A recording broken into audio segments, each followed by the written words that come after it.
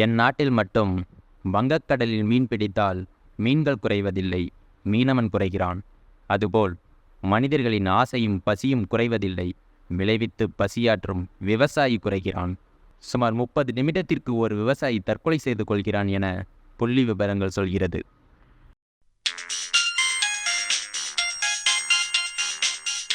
Hello good morning sir. மூவி6 சேனல்லேருந்து டீன் கார்த்தி பேசுகிறேன். எங்கள் சேனலுக்கு இன்டர்வியூக்கு அப்பாயின்மெண்ட் கொடுத்துருந்தீங்க. ஸோ ஒன்ஸ் ரிமைண்ட் பண்ணுறது தான் சார்.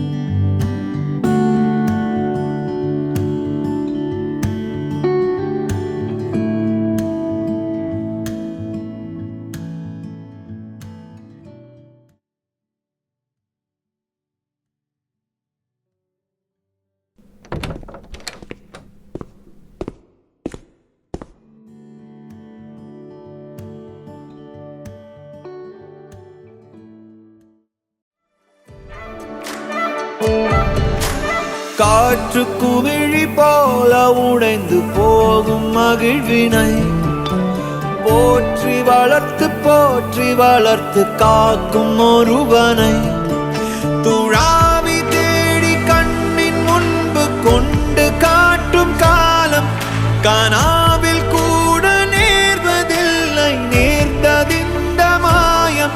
அவன் யாரோ தொடுவானோ, தொலை தூர கோடுதானோ, வழி தேரோ வரலானோ, புரியா குறு நகைதானோ. ஓ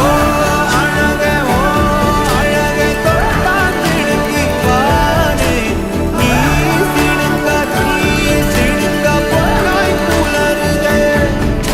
ஓ மனமே மீண்டும் பனியின் கீழே போய் கொடிய கொஞ்சம் கேங்குதே.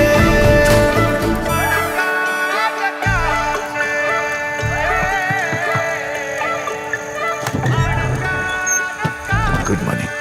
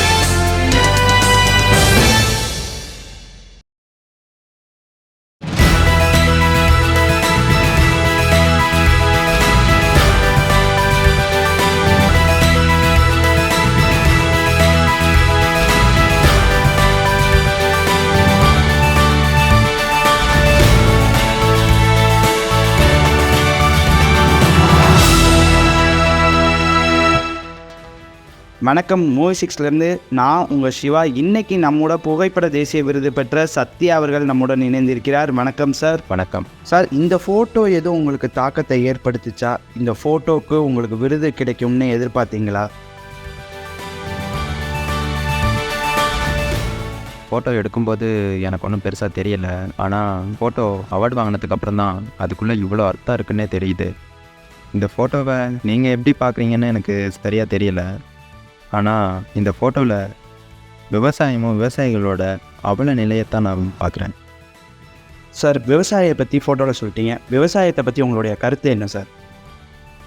ரொம்ப சிம்பிள். நம்மள நிறையா பேர் வந்து டாக்டர் ஆகலாம், இன்ஜினியர் ஆகலாம், ஆக்டர் ஆகலாம், ஃபோட்டோகிராஃபர் ஆகலாம்.